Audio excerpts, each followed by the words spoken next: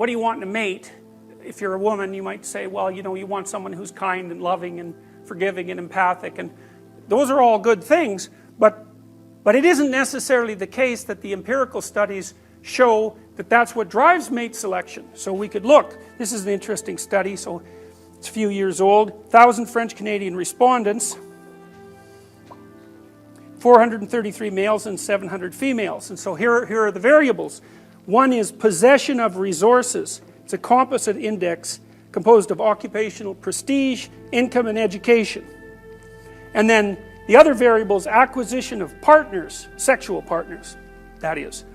Number of lifetime and preceding year sexual partners, lifetime occurrence of simultaneous partners, which is a yes or no variable, and lifetime frequency of simultaneous partners, 1 to 5, with 5 being very often. Here's the assumption. You can, you know, decide for yourself if you think this is a warranted assumption. The number of partners a member of sex A acquires is taken as an index of how often this individual is chosen by sex B. So that's an indication of reproductive fitness, desirability, at least as assessed by members of the opposite sex, who you would think would be the logical judges for that sort of thing. Male criteria. 166 unattached women ages 25 to 50. Correlation between fertility rates and number of partners in previous year equals 0.94. Males choose fertility. Indicators: beauty, waist to hip ratio, youthful appearance, and neotenous facial features. Neotenous means there's a tendency among animals as they evolve to increasingly look more in their adult stages like their juvenile forms. So here's an example. If you look at the skull of a baby chimpanzee, it looks almost exactly like the skull of an adult human.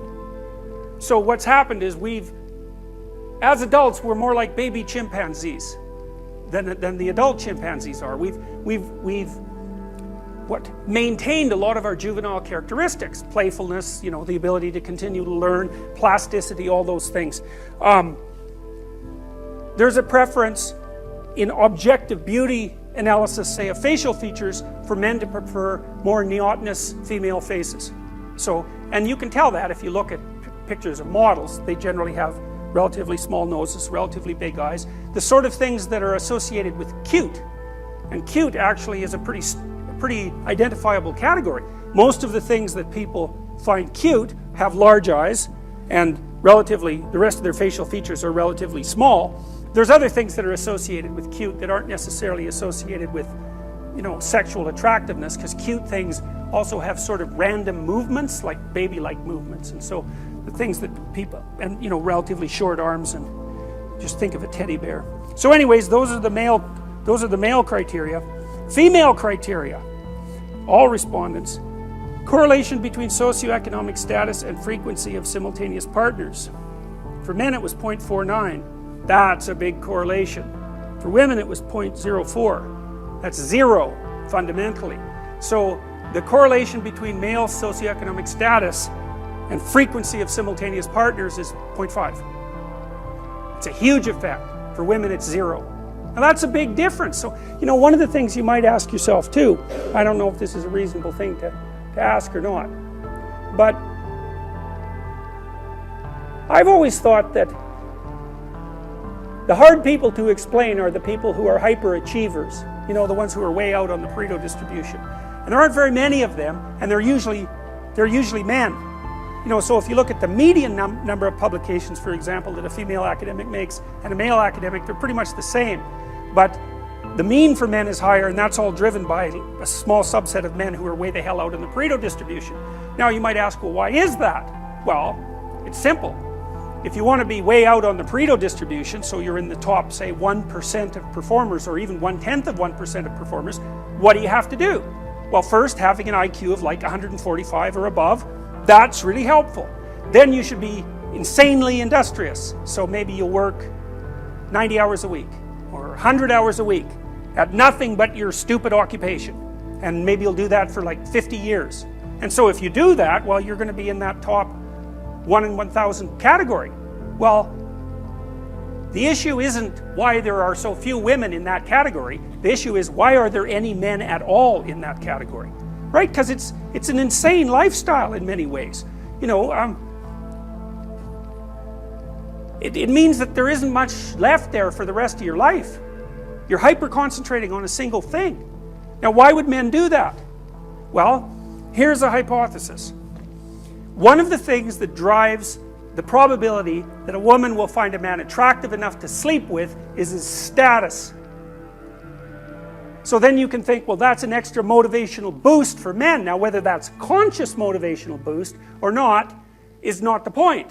The question is it a boost that might have been instantiated as an evolutionary element of general motivation? Well, men are more competitive, they're more disagreeable, and if they're more disagreeable and more competitive, they seem to do better, especially in high status jobs, and then women are more likely to pick men like that for sexual partners, so at some point it becomes difficult to avoid the conclusion, especially since we know that the men on the way out on the tail end of the Pareto distribution are disproportionately likely to sleep with many women. So Warren Beatty, I think, 15,000, that was his estimate, 15,000 women. And Kareem Abdul-Jabbar, the basketball player, he figured 10,000. So for every one guy who's got those numbers racked up, that's 10,000 guys who don't. So the male success distribution is extreme, and it's associated with outlier success in some important dimension of socioeconomic success, and then female reproductive opportunity is not. So, you know, is that relevant? Well, you know, it depends on how you think. It's hard for me to see that it can't be relevant. And the chimpanzee females will mate with any male, but the dominant males chase the subordinate males away. But human females are sexually selective, and it's not a trivial fact. So you have twice as many female ancestors as male ancestors. You think, well, how can that be? Well, imagine that on average, every single human female has had one child throughout the entire course of history, which is approximately correct, by the way. Then imagine that half of the men had 0 and the other half had 2. Okay, and that's roughly the case.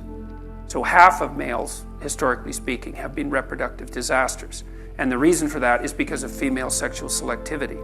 So it is actually the case that female humans are nature. It's not only that they're associated with nature symbolically.